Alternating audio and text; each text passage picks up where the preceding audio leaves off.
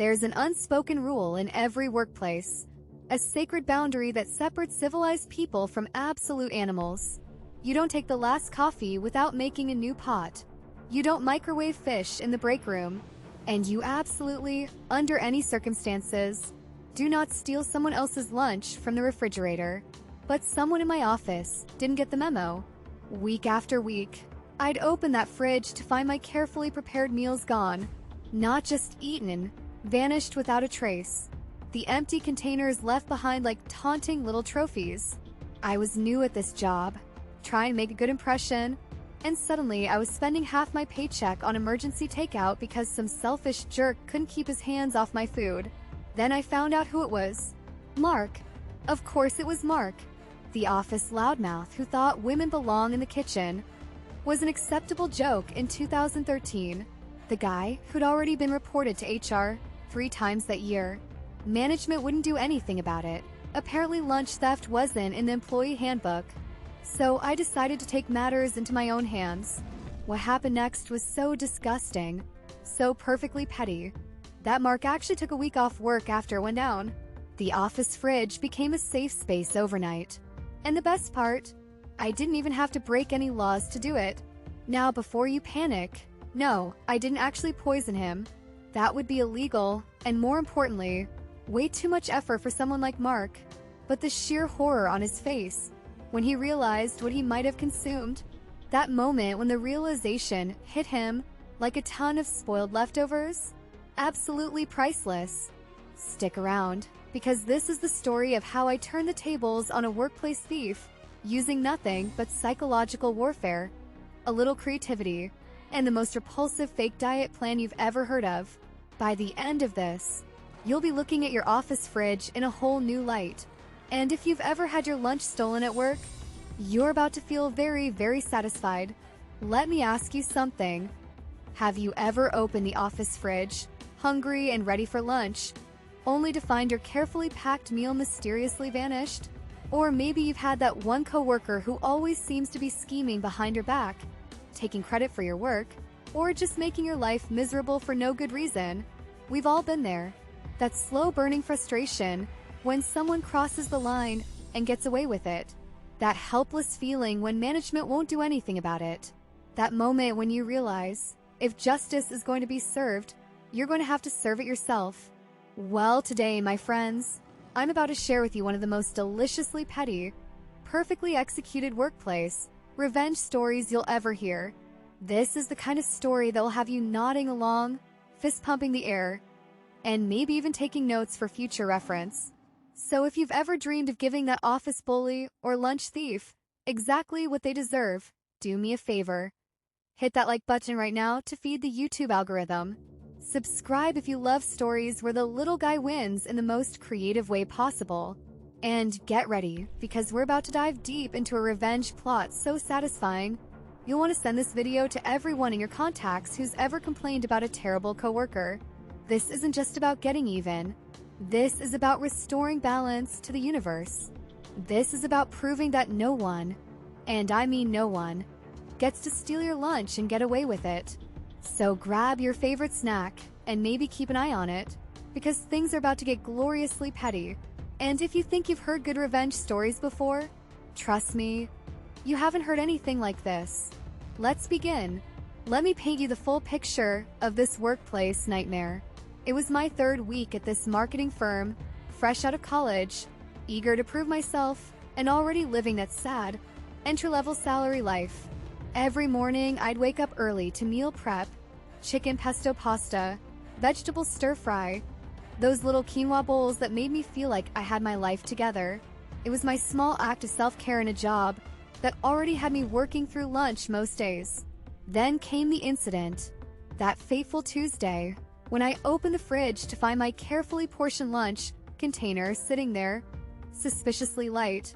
I lifted the lid to discover nothing but a few stray pasta shells and a single basil leaf clinging to the sides. My stomach dropped. Had I forgotten to actually pack my lunch this morning? No, I distinctly remembered layering the chicken, stirring in the pesto, even adding those little cherry tomatoes for color. The next day, I brought in leftover lasagna my mom had made. her famous recipe with 3 types of cheese. I watched Mark from a counting eye during our morning meeting. By noon, gone. Just an empty Pyrex dish sitting in the fridge, like some kind of culinary crime scene. That's when I started noticing the pattern. Every Tuesday and Thursday, like clockwork, my lunch would vanish. The audacity was breathtaking. They weren't even trying to hide it, just leaving my empty containers there like some kind of sick trophy. I wasn't the only victim either. Sarah from HR told me about her $15 sushi platter that disappeared last month. Dave in IT had his entire 6-pack of craft beer taken during the holiday party. The whole office knew who it was: Mark Reynolds, the 45-year-old senior account manager who thought his decade at the company made him untouchable. This guy was a walking HR violation, the kind of dude who'd microwave fish at 9 a.m. and then complain about the smell, who'd leave notes on the coffee machine saying women make better coffee. Prove me right, ladies. Who once licked an entire birthday cake in the break room just so no one else would touch it. When I finally worked up the courage to report him, our manager just shrugged. "Have you tried labeling your food?" she asked, as if a Sharpie was some kind of mystical theft deterrent. We did label our food. That's how we knew it was Mark stealing it. He'd take labeled containers, eat the contents, and sometimes even put them back in the fridge dirty. The final straw came when I caught him red-handed.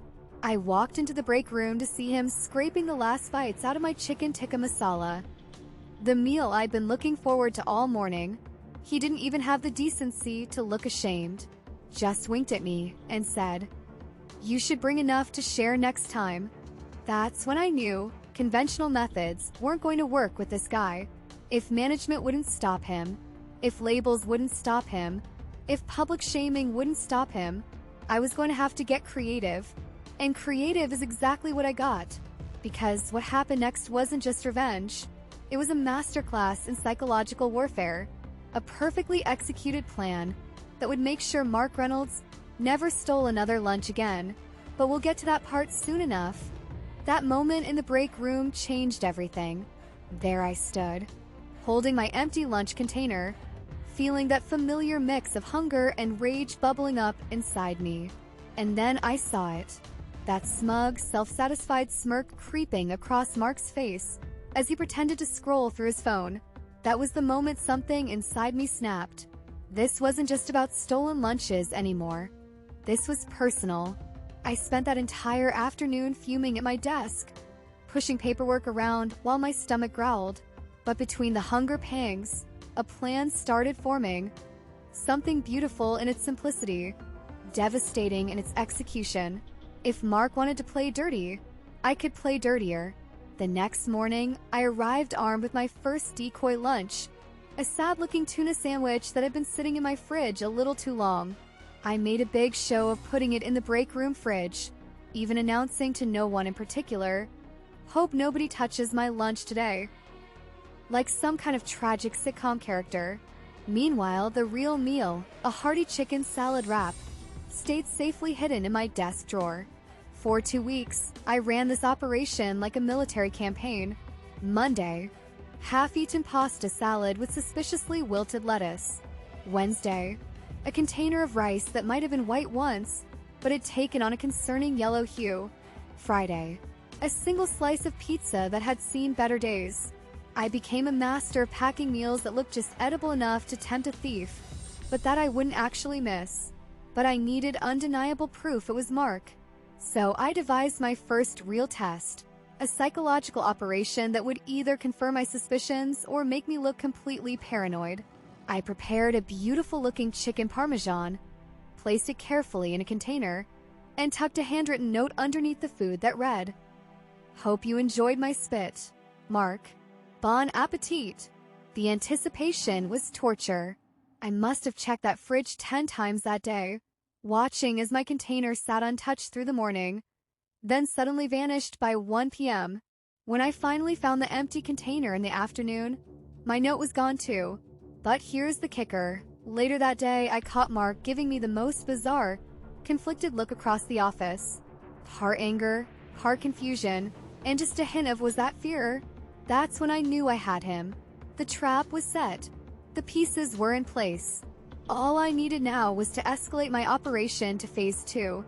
A revenge so perfectly tailored to Mark's particular psychology that he'd never steal food again. Because here's what I'd learned about Mark through all this. He wasn't just a thief. He was a creature of habit. He stole on Tuesdays and Thursdays like clockwork. He always targeted the most appetizing-looking meals. And most importantly, he was deeply, ridiculously grossed out by anything he considered unclean. I'd seen him lose his mind over a coworker double-dipping at a potluck. Watched him nearly gag when someone mentioned eating sushi that was a day old. This wasn't just about getting revenge anymore. This was about understanding my enemy. And what I understood was this. Mark Reynolds didn't just need to be caught.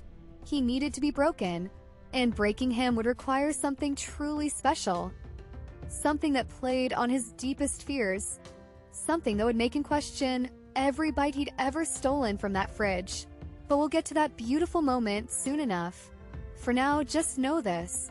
When you push someone too far, when you take one too many things that don't belong to you, you might just find yourself on the receiving end of some perfectly petty, absolutely justified revenge.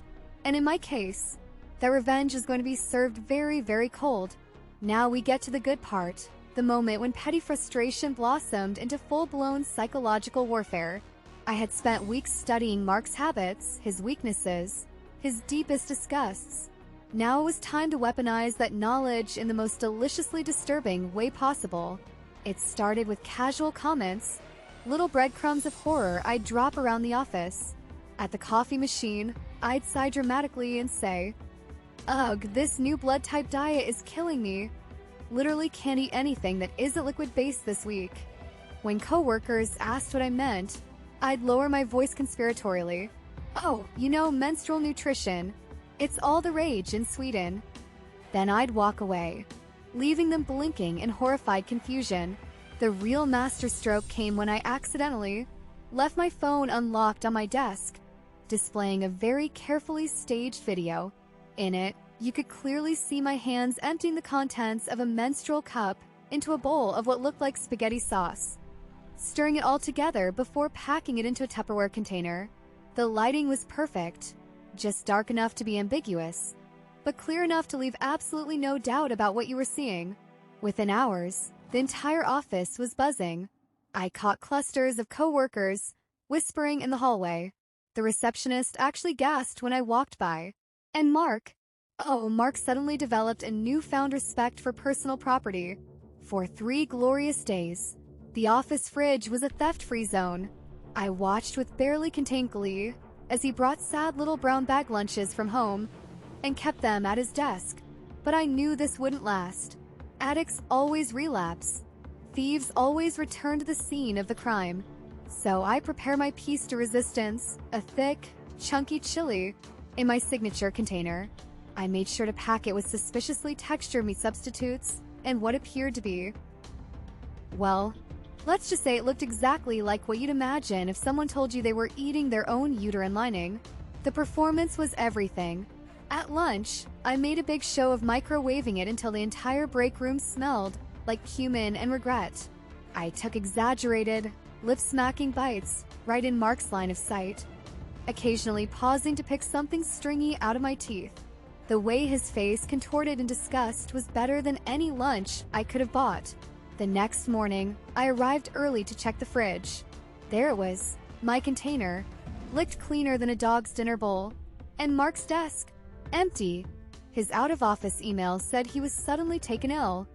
For 7 beautiful days, peace reigned in the office kitchen. The fridge became a sacred space where lunches could rest undisturbed. And when Mark finally slunk back to work, pale and shaky, he brought every meal in a locked lunchbox that never left his sight. The best part, he could never prove anything. As far as anyone knew, I was just a health-conscious woman trying an alternative diet. If he wanted to admit he'd been stealing lunches, he'd have to confess to eating something truly horrifying. The perfect crime, served cold, with a side of psychological trauma. The office was unusually quiet that Monday morning when Mark finally returned. The man who once swaggered through the halls like he owned the place now moved like a wounded animal. Shoulders hunched, steps hesitant, face several shades paler than its usual smug pink. He looked like he'd been through hell, and honestly, that was exactly the look I'd been hoping for. Sarah from accounting was the first to speak up. "Mark, we missed you last week. Everything okay?" He cleared his throat, eyes darting around like a trapped rat. "Just food poisoning," he croaked, the words coming out strained and uncomfortable. "Really bad case of it." That was my cue. I made deliberate eye contact as I walked by, letting a slow, knowing smile spread across my face. "Yeah," I said, just loud enough for the entire cluster of desks to hear. Some ingredients really don't agree with everyone. The reaction was better than I could have dreamed. His face went through this incredible transformation. First confusion, then dawning horror, then pure, unadulterated panic. His mouth actually fell open slightly as the realization hit him. I could practically see the calculations running through his head. The stolen lunches, the rumors he'd heard, the questionable chili he devoured before getting violently ill. He opened his mouth like he wanted to say something, then thought better of it. Because what could he possibly say? "Did I eat your menstrual blood?" In front of the entire office? Not likely. The weeks that followed were nothing short of magical. Mark developed an almost religious respect for the office fridge. He started bringing his lunch in one of those hard-sided, combination lock lunchboxes, the kind middle schoolers use. I'd catch him eyeing other people's food sometimes, that old hunger flashing in his eyes. But then he'd shudder and look away like the very thought made him nauseous. The change in office culture was remarkable. Where once there had been a climate of fear and stolen sandwiches, now there was peace. People started labeling their food again. The weekly potlucks came back. Even management noticed the difference, though they never quite figured out why. About a month later, I decided to test the waters. I brought in a beautiful, homemade lasagna, my grandmother's recipe, 3 cheeses, the works. I made a show of putting it in the fridge at 9 a.m., making sure Mark saw me do it. At lunchtime, it was still there, untouched. I took it back to my desk and enjoyed every single bite. The real victory came when I overheard Mark warning the new intern.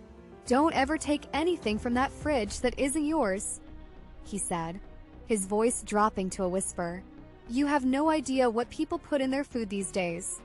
I couldn't help but smile as I unwrapped my sandwich, safely stored in my desk drawer, just in case. Some lessons, it seemed, only needed to be taught once. And the best part, I hadn't broken a single rule. No HR complaints, no messy confrontations, just a little creative problem solving and a whole lot of psychological warfare. From that day forward, the office fridge became hallowed ground, a sacred space where lunches could rest undisturbed, where coworkers could trust that their meals would be waiting for them at noon. And Mark, well, let's just say he developed a sudden interest in meal prepping and food safety that lasted right up until the day he transferred to another department. As for me, I still keep snacks at my desk. Old habits die hard, but every now and then, when I catch someone eyeing the fridge a little too long, I'll casually mention that I'm trying this fascinating new diet I read about online. The way their eyes widen is almost as satisfying as that first day Mark came back to work, pale and shaken, finally understanding what happens when you push someone too far. Because here's the thing about revenge. When it's done right, when it's served with precision and style, it's not just about getting even. It's about restoring balance. It's about proving that actions have consequences. And most importantly, it's about making damn sure no one ever steals your lunch again. Looking back on this whole experience years later, what strikes me most isn't the satisfaction of seeing Mark squirm. Though I won't lie, that was pretty sweet. It's the deeper lesson about how to handle injustice in a world that often lets the marks of the world get away with too much for too long. The truth is, most bullies and thieves aren't used to consequences. They operate in that comfortable space where no one pushes back, where people are too polite or too afraid to call them out. They count on you playing by the rules while they break everyone they please. What they're not prepared for is creativity, for someone who's willing to think outside the box and fight back in ways they can't report to HR. This wasn't just about a stolen lunch. It was about reclaiming power in a situation designed to make me feel powerless. Notice how management's solution was always for us to change our behavior, label our food, don't bring valuables, adjust our expectations. Never for the thief to stop stealing. That's how these systems work. Whether we're talking about office fridges or much bigger injustices. What made this revenge so perfect was that it didn't require me to lower myself to his level. I didn't have to scream or threaten or play dirty in any way that could get me in trouble. All I had to do was plant a seed of doubt and let his own imagination do the rest. The mind is a powerful thing. Once he believed he might have eaten something disgusting, his body actually manifested real symptoms. That's the power of psychology. The beautiful irony, in trying to take what wasn't his, Mark ended up consuming something far worse than any actual ingredient I could have used. His own guilt and paranoia. That's the thing about people who think rules don't apply to them. They're often the most superstitious, the most easily rattled when karma comes knocking. To anyone out there dealing with their own version of Mark, whether it's a lunch thief, a credit-stealing coworker, or just someone who thinks they can walk all over you, remember this. The high road is overrated when the low road is empty. You don't have to play dirty to win, but you do have to play smart. Study your opponent's weaknesses. Understand what truly makes them uncomfortable. Then let their own imagination become your greatest weapon. Because at the end of the day, the best revenge isn't the one that gets you fired or lands you in jail. It's the one that leaves them questioning everything, that changes their behavior forever, and that lets you walk away with your dignity intact and maybe just a little smirk on your face. And if you happen to enjoy watching them squirm along the way, well, that's just the cherry on top of your now perfectly safe office lunch. Alright, now it's your turn. I want to hear your most brilliant, most satisfying revenge stories. What's the most creative way you've ever gotten back at someone who deserved it? Maybe you outsmarted a cheating ex, turned the tables on a terrible boss, or found the perfect way to deal with your own office lunch thief. Drop those stories in the comments below. I'll be reading every single one. And who knows, maybe your tale of petty justice will inspire someone else's perfect revenge. If this story gave you that warm, fuzzy feeling of schadenfreude, do me a favor, smash that like button so hard your coworkers wonder what you're so excited about. Subscribe and hit that notification bell if you want more delicious tales of well-deserved comeuppance. We've got plenty more stories where this one came from: workplace revenge, neighbor drama, family feuds turned fabulous. All the good stuff where the little guy comes out on top. And remember, the next time someone tries to push you around, steal your lunch, or generally act like the rules don't apply to them, get creative, stay legal, stay smart, but most importantly, make it count, because the world needs more stories where the good guys win in the most satisfying way possible. Until next time, keep your lunches close and your revenge plans closer. Oh, and Mark, if you're watching this, hope you're enjoying your homemade lunches these days. Bon appetit!